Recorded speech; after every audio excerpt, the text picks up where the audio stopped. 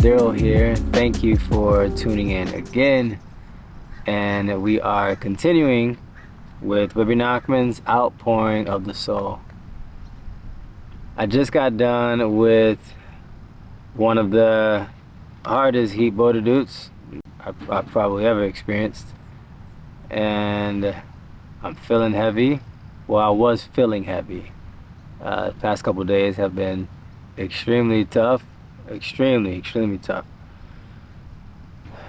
And making these videos, it almost seems as if it's getting harder and harder to make these videos. But I committed to doing it. And I know that I'm supposed to do it. So I'm going to keep going with God's help. And I can only keep going with God's help. And I didn't have a whole lot of words, and so my conversation with Hashem today was, like I said, it was tough. There were tears involved, so it was just very hard for me to come out here today and do Hitbodedut, if I can be honest with you. But I knew that it's all I got. You know, it's just something that I have to do. I've made it a habit to do it. And when times get rough, you have to pray. And I have something on my phone, my screensaver. This has been my screensaver for a long time. And it says, our bitachon is not a strategy to resolve our problems. Our problems are Hashem's strategy for strengthening our bitachon. Right? Bitachon means trust, reliance on God. And so you just keep pushing and you just trust God. But I feel a lot higher than I did yesterday. If I can be honest, yesterday, I don't think I did an hour yesterday. I did maybe like 20 minutes because it was that tough for me. Yesterday was very hard, and so I maybe did about 20, maybe 30 minutes of Hitbodedut yesterday. I did some, and I know we talk about how Rebbe Nachman talks about an hour, right? That's the goal, an hour or more, right? But sometimes it takes time to work up to it. When I started consistently doing Hitbodedut, I did start with an hour. I didn't think I could do it at first, but I started to realize, I'm like, wow, an hour isn't really even enough time to have these conversations. But I know people are on different levels, and so 5 minutes is better than no time at all, right? So we are on page 42, number 29, hanging by a thread. Imagine that you are in the middle of the sea with a storm raging to the very heart of the heavens. You are hanging by a thin thread and do not know how to save yourself. You cannot even cry out to God. The only thing you can do is lift your eyes and heart to God. You should place yourself in such a state of mind whenever you meditate and cry out to God. Deep in your soul, you are aware of the danger that exists everywhere in the world. Rebbe Nachman's Wisdom, number 117. Number 30, from the belly of hell. I was once standing before the Rebbe as he lay in bed.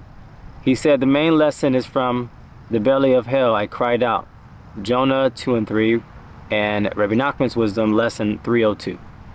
A person can fall so low in his own esteem that he thinks our advice does not pertain to him at all. He is then like a person who has descended into the belly of hell. He feels that he has cried out to God very much and it has not helped him. Such negative thoughts can totally overwhelm a person. But this is never true. The Rebbe's lessons apply to all people, no matter how low they think they have fallen. This is from the Alim Litarufa, number 67. Okay, we're going on page 44, lesson 31. Special practices. There are specific practices that each individual must keep in order to rectify the spiritual damage that he has done, each one according to the root of his soul. However, the practice of meditating and expressing one's thoughts to God each day in his native tongue is a universal practice. Every Jew must do this every day of his life. Another universal practice is the daily study of Shulchan Aruch, which is the primary code of Jewish law. Rebbe Nachman's Wisdom, Lesson 185. Number 32, confusion. There are certainly many virtuous people who do not meditate, but inwardly they are confused and confounded. If the Messiah were to summon them suddenly without warning, they will be mixed up and confused. When a man wakes up from his restful sleep, his mind is calm and relaxed. This is how a person who meditates will be when the Messiah arrives. He will not be confused or confounded. Rebbe Nachman's Wisdom, Lesson 228. Lesson 33, yearning. Your heart should be drawn to God so strongly that even when you are among people, you feel great emotion toward God. You wish to lift your hands and heart to God, and with deep yearning and intense emotion, cry out to Him. Do not forsake me, O God, my Lord. Psalms 38:22. When the Rebbe related this, he lifted his hands with great emotion and deep yearning and recited this verse. Rebbe Nachman's Wisdom, Lesson 230. Lesson 34, depression and heartbreak. There's a vast difference between depression and a broken heart. When one has a broken heart, he can be standing in the middle of a crowd and turn around and say, Ribono Shel Olam, Master of the world. When the Rebbe spoke of this, he then raised his hands with great emotion and said, Master of the world. Rebbe Nachman's Wisdom, Lesson 231. Lesson 35. The spider web. The Rebbe offered a parable about a warrior who was prepared to breach a mighty wall.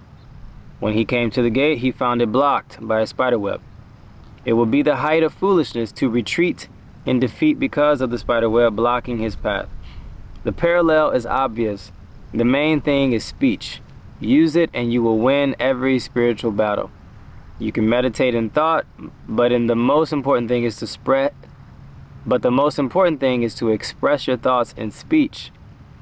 The parable teaches a most important lesson. You might find it difficult to speak to God, but this difficulty is mere foolishness. It indicates a sluggishness and bashfulness and a lack of virtuous boldness. Betza 25b, Avot 520. See also Likutey Moharan, Book 1, Lesson 24 and 4, 147 and 271. You are about to use your speech to overcome the great battle against the evil within you. You are on the verge of victory and are about to break down walls with your words. The gates are ready to fly open. Will you then not speak because there is bashfulness? Will you hold back because of a minor barrier like this? You are about to break down a wall. Will you be discouraged by a spider web? A person who has difficulties should spend 2 hours a day in meditation. For 1 hour, he should remain silent and prepare himself to speak to God. Once his heart is awakened, he can converse with God for the next hour. Rebbe Nachman's Wisdom, Lesson 232. Number 36, praying for all things. You must pray for everything. If your garment is torn and you have no money to replace it, pray to God for a new one. Do this for all other needs as well. You will thus make it a habit to pray for all your needs, large and small alike. Of course, your main prayers must be for important things. Pray to God to help you in your devotion and that you will be worthy of drawing close to Him. Still, you must also pray even for trivial things. God may give you food, clothing, and everything else you need, even if you do not ask for them. But then you are like an animal. God gives food to every creature, Psalms 147 and 9, even without being asked. He can give it to you this way also. But if you do not obtain your necessities of life through prayer, you receive them just like a beast. A human being must receive all of life's necessities only through prayer. Reb Noson relates, once I had a slight need for some insignificant thing. When I mentioned it to the Rebbe, he said, "Pray to God for it." I was quite astonished to learn that one must pray to God even for such trivial things, especially in a case like this, where it did not involve something that was really necessary. Seeing my surprise, the Rebbe asked, Is it beneath your dignity to pray to God for something minor? The main lesson is that one must pray for everything, no matter how trivial. Rebbe Nachman's Wisdom, Lesson 233. Lesson 37. Avoiding discouragement. Even if many days and years pass, and it seems that you have accomplished nothing with your words, do not abandon the practice. Every word makes an impression. It is written, water wears away stone. Job 14:10. It may seem that water dripping on a stone cannot make any impression. Still, as we can actually see, after many years it can wear a hole in the stone. Avot de Rebbe Nachman 6:2. Your heart may be like stone, and it may seem that your words of prayer make no impression on it at all. Still, as the days and years pass, even a heart of stone can be penetrated. Rebbe Nachman's Wisdom, Lesson 234. So we just ended on page 49, lesson number 37, avoiding discouragement, and we will pick up on the next video with lesson 38, which is Hodu. You know, one of the reasons why I have to continue doing these videos is because I'm learning too. I mentioned maybe in the first video that I never finished this book, so I made it a goal to finish this book through these videos, and every single time I put my camera up and I start reading, I'm learning so much, and it's helping me so much. I mean, even just reading a lot of these things, it makes me think about what I'm actually going through right in the moment, of making sure that I avoid being discouraged, making sure that I'm praying to God for every single thing, praying for all of my needs, making sure that I avoid confusion. Like every single thing that I read today was exactly everything that I needed to hear. Depression and heartbreak, yearning, all of those things. So I have to keep going. I have to press through, and that's what I did today. And like I said, I feel a lot better than I did yesterday, and I'm just taking it one day at a time. One day at a time. Thank God for my wife. My wife is an incredible source of strength for me. She's an incredible human being, and I'm very, very grateful for her. So with that said, thank you guys so much for watching. I really hope that your day is going beautiful. Stay strong, continue going on, and fight through. If you're going through some challenges, Hitbodedut, personal time with Hashem, is the answer. No matter how difficult it may be,